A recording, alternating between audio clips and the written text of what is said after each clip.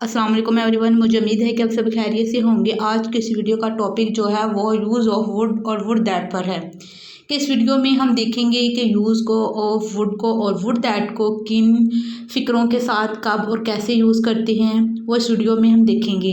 Basically इसके मैंने 4 section बनाए हुए हैं, A, B, C और D। हम इन चारों सेक्शन से ये देखेंगे कि वुड को कब और कैसे यूज़ किया जा रहा है। तो आइए हम देखते हैं सेक्शन नंबर A को। सेक्शन नंबर 1 में हम ये देखेंगे कि ऐसे फ़िक्रे जिसमें मोदबाना दरख्वास्त हो, जिसमें कोई शाइस्तगी से कोई सवाल पूछा गया हो, उन फ़िक्रों के शुरू में हम वुड यूज़ करेंगे और इसके साथ जो वर्ब की फॉर्म होगी वो हमेशा पहली फॉर्म ही यूज़ होगी। कि 2 तरह के फ़िक्रों में हम वुड को यूज़ करेंगे। एक फ़िक्रा जिसमें मोदबाना दरख्वास्त हो और दूसरा फ़िक्रा जिसमें शाइस्तगी से किसी भी किस्म का कोई सवाल पूछा गया हो, वहाँ पर हम वुड यूज़ करेंगे और वर्ब की पहली फॉर्म यूज़ करेंगे। हम इसकी कुछ एग्ज़ाम्पल देखते हैं। एग्ज़ाम्पल 1 ये है, क्या आप मेहरबानी करके आप मुझे पानी का 1 गिलास देंगे। यहाँ पर मोदबाना दरख्वास्त ज़ाहिर की गई है। यहाँ पर मेहरबानी के लफ्ज़ से दरख्वास्त ज़ाहिर की गई है। Would you please give me a glass of water.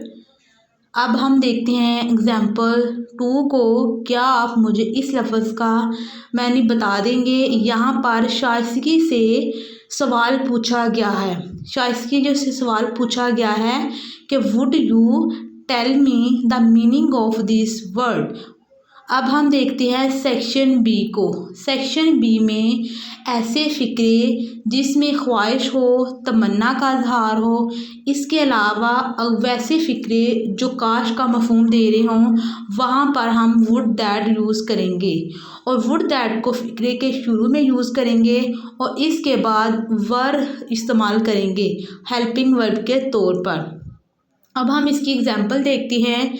काश मैं बादशाह होता। काश मैं बादशाह होता, यहाँ पर काश का मफ़हूम है, ख्वाहिश भी है, तमन्ना भी है। Would that I were a king. Would that I were a king. अब देखते हैं एग्ज़ाम्पल 2 को। काश वो एक ईमानदार शख्स होता। काश वो एक ईमानदार शख्स होता। वुड दैट को यहाँ पर फ़िक्रे के शुरू में यूज़ किया गया है। Would that he were an honest person. Would that he were an honest person। अब हम देखते हैं हमारे जो सेक्शन है सेक्शन सी को, कि सेक्शन सी में वुड दैट को या वुड को किस तरह यूज़ किया गया है। कि ऐसे फ़िक्रे जिसमें माजी की किसी आदत को शो किया गया हो या मामूल को ज़ाहिर किया गया हो, ऐसे फ़िक्रे में हम वुड यूज़ करेंगे और इसके साथ वर्ब की जो फॉर्म होगी वो हमेशा पहली फॉर्म में यूज़ होगी। कि माजी की किसी आदत को या किसी भी किस्म का कोई मामूल बन गया हो, वो फ़िक्रे में ज़ाहिर हो, तो ऐसे फ़िक्रों में हम वुड यूज़ करेंगे। हम इसकी कुछ एग्ज़ाम्पल देखते हैं।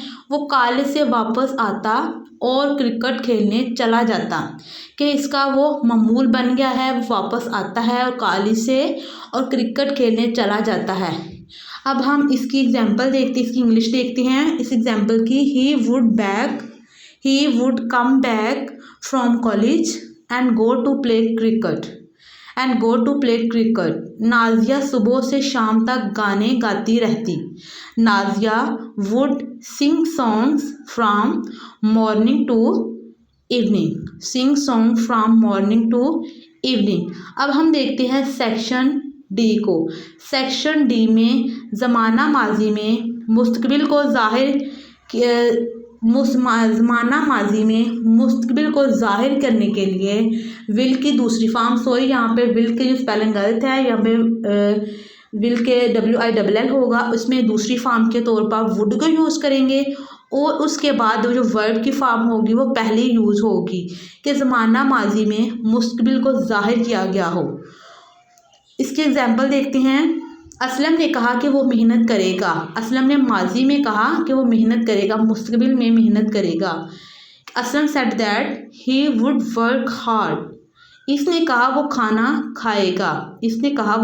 खाएगा। He said that he would take a meal, कि इसने माजी में कहा कि वो मुस्तकबिल में करेगा। He said that he would take a meal. मुझे उम्मीद है कि आप लोगों को इन दोनों एग्जाम्पल से इस सेक्शन 4 की समझ आई होगी। Thank you for watching. और इसके अलावा ए बी सी और डी सेक्शन की अगर समझ आई है तो मुझे कमेंट बॉक्स में ज़रूर बताइए। Thank you for watching. अपना बहुत सारा ख्याल रखिएगा। अल्लाह हाफिज़।